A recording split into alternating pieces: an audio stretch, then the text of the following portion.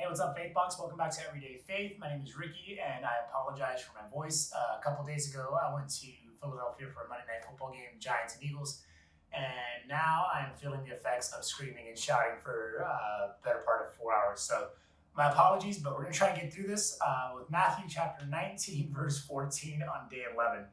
It says this, but Jesus said, "Let the children come to me. Don't stop them, for the kingdom of heaven belongs to those who are like these children." In ancient Israel, children were typically categorized on the lowest rung of the ladder when it came to social hierarchy. In fact, it was not uncommon for children to be regarded lower than slaves, since slaves were at least able to work. Given the societal norm of that time, we can understand why the disciples tried shooing away the children and keeping them from Jesus. Yet, despite cultural and societal norms, Jesus saw that children needed a place to belong as well. Jesus was committed to extending the kingdom of heaven to all people, not just some people. And while society disregarded children, Jesus disregarded the culture's standards and opted for something better. This principle remains true, or just as true, today.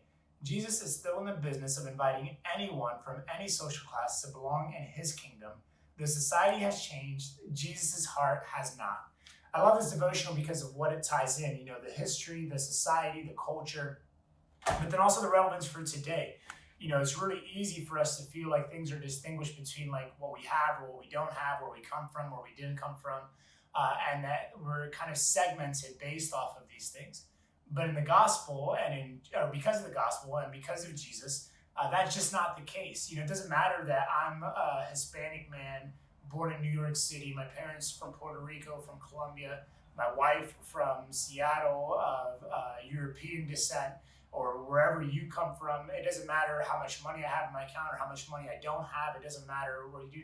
Like, I grew up feeling those pressures, and I grew up wrestling and struggling with all of that. But one of the best things I remember when I went to college and having this like community of Christian friends that I had developed, and looking around the room one day and realizing, like, man, the only reason we're together and the only reason we're friends and the only reason we connect is because of Jesus. Like, that's what brought us together. If not, I would have never hung out with so-and-so. I would have never been friends with this person, because our differences would have alienated us. Yet through the gospel and through Jesus, we all belonged together and belonged as part of God's family.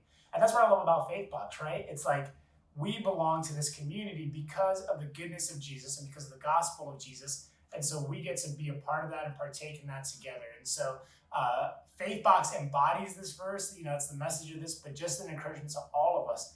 Like, whatever society says, whatever the culture says, it doesn't matter. It only matters what Jesus says. His heart has not changed. His heart is for you, and his heart is for helping you feel like you belong. So take that encouragement with you guys today as you go about your day, and I'll see you guys back here tomorrow on Everyday Faith.